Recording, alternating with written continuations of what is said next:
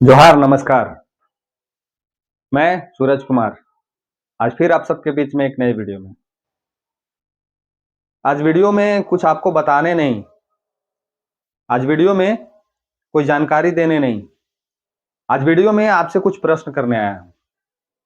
और ये प्रश्न करना बहुत जरूरी है, क्योंकि अगर हम प्रश्न ना पूछें तो फिर ये जख्म जो है वो नासूर बन जाएगा और ये धीरे धीरे जिस तरह से खोखला करते जा रहा है हमारे पूरे झारखंड को, पता नहीं और कितनी तीव्रता से ये आगे बढ़ेगा। हम आपसे जो प्रश्न करने जा रहे हैं इसका जवाब आपको लिखना जरूरी है, क्योंकि ये आपके ऊपर और मेरे ऊपर लागू होता है। तो सबसे पहले हम आपसे ये पूछना चाहते हैं कि झारखंड में ही नहीं पूरे भारत में जब चुनाव आता है उसी समय जाति धर्म क्यों इन्वॉल्व हो जाता है हमारे जीवन में। जब चुनाव आता है तो हम क्यों अपने आप को कहने लगते हैं कि हम आदिवासी समाज से हैं, हम कुर्मी समाज से हैं, हम राजपूत समाज से हैं, हम भूमियार समाज से हैं, हम लाला समाज से हैं, हम साहू समाज से हैं, हम तेली समाज से हैं, हम बनिया समाज से हैं, हम कोयरी समाज से हैं, हम मेहता समाज से हैं, हम अन्य अन्य समुदाय जितने होते हैं सब लोग पहले हम लोग ये सोचने लगते हैं। क्यों सोचते हैं? पहला प्रश्न मेरा है, आप लिखिएगा इसको। दूसरा प्रश्न है, चुनाव में जैसे ही लोग जीत जाते हैं धर्म और राजनीतिक समाप्त हो जाती है।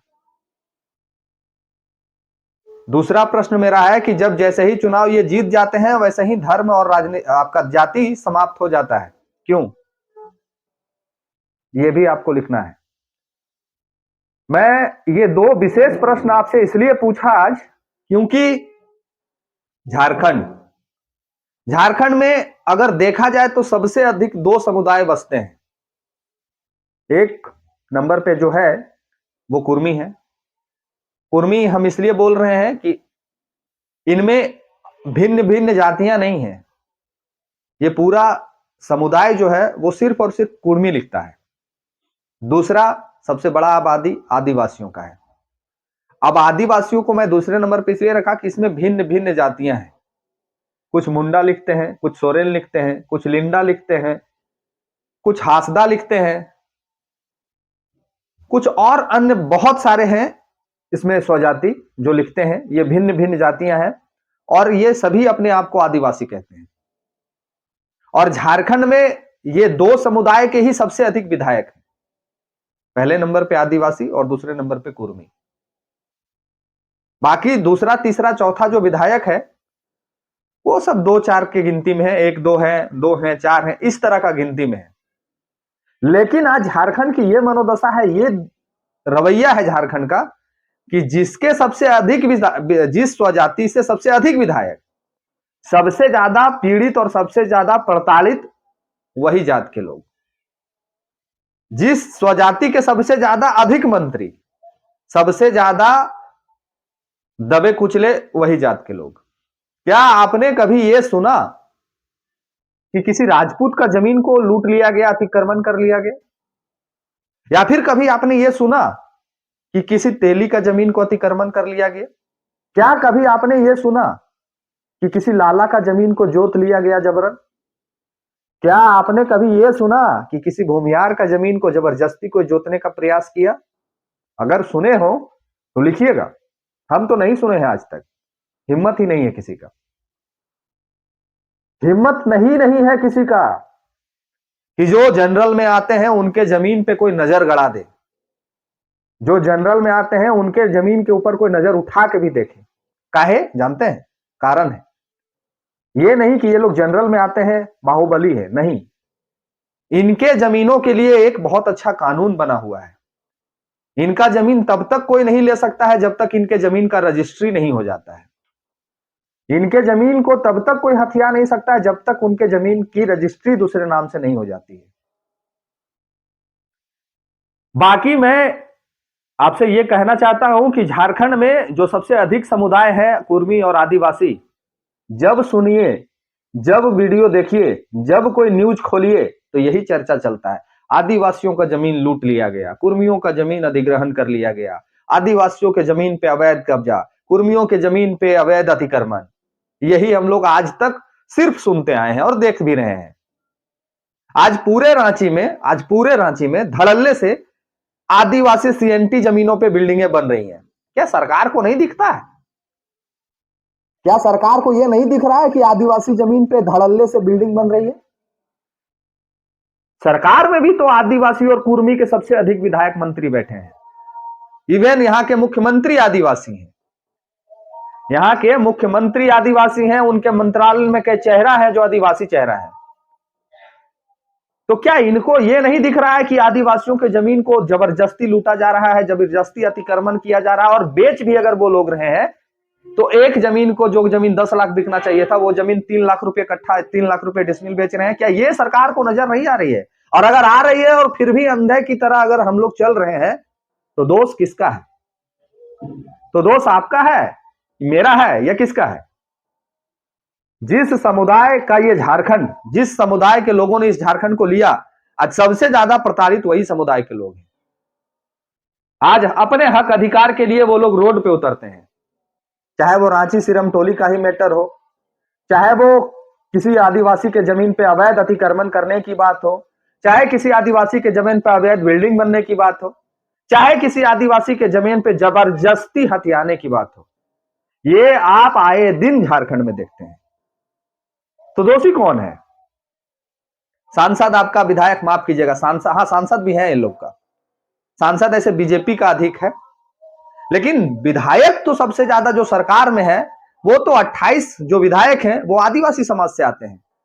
और हमको लगता है कि अगर आदिवासी और कुर्मी समुदाय को अगर हम एक कर दें, अगर आदिवासी नेता और कुर्मी नेता, यानी आदिवासी विधायक और कुर्मी विधायक को अगर हम एक साथ जोड़ दें, हमको लगता है ये लोग बहुमत के करीब पहुंच जाएंगे।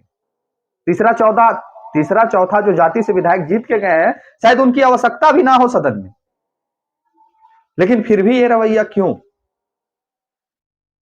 ये आदिवासी समुदाय और कुर्मी समुदाय क्यों कहते हैं कि हम आजसू के पार्टी के आदिवासी हैं, हम आजसू के पार्टी के कुर्मी हैं, हम जेएलकेएम पार्टी के कुर्मी हैं, हम जेएमएम पार्टी के कुर्मी हैं, हम जेएमएम पार्टी के आदिवासी हैं, हम कांग्रेस पार्टी के आदिवासी हैं, हम आजसू पार्टी के आदिवासी हैं, हम जेएलकेएम पार्टी के आदिवासी हैं? क्यों?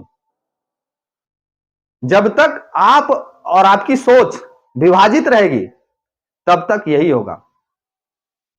जब तक आपकी सोच विभाजित रहेगी तब तक यही होगा। तब तक आपके वोट से सिर्फ विधायक बनेंगे, आपके लिए नियम कानून हक अधिकार कुछ नहीं बनेगा झारखंड में। जब तक आप एक मंच पे एक साथ खड़ा नहीं हो जाएंगे तब तक कुछ नहीं बदलेगा झारखंड में। आए दिन दूसरे प्रदेशों से आए लोग यहां आपकी जमीनों को औने पौने रेट में खरीदेंगे और यहां बनेंगे, बसेंगे, वोटर आईडी बनाएंगे, आधार कार्ड बनाएंगे और पुनः अपने विधायक को बनाएंगे। आज लड़ाई परिसीमन में हो रही है। मुख्यमंत्री जी कह रहे हैं कि 28 सीट से घटने की संभावना है आदिवासियों की सीट।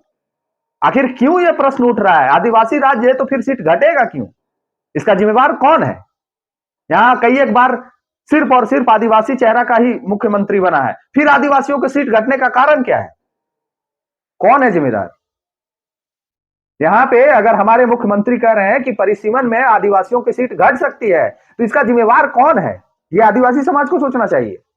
आखिर क्यों यह प्रश्न उठ रहा है कि आदिवासी समाज का सीट घट जाएगा? आखिर क्यों यह प्रश्न उठ रहा है?